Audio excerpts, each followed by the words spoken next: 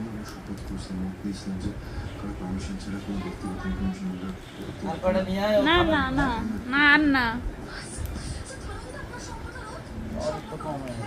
হবে না এরকম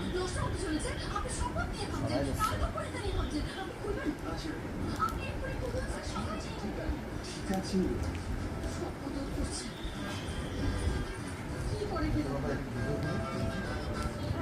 আমি ভিডিও চাই পারবে না বাবাকে দাও বাবা বলছিস ভিডিও চাই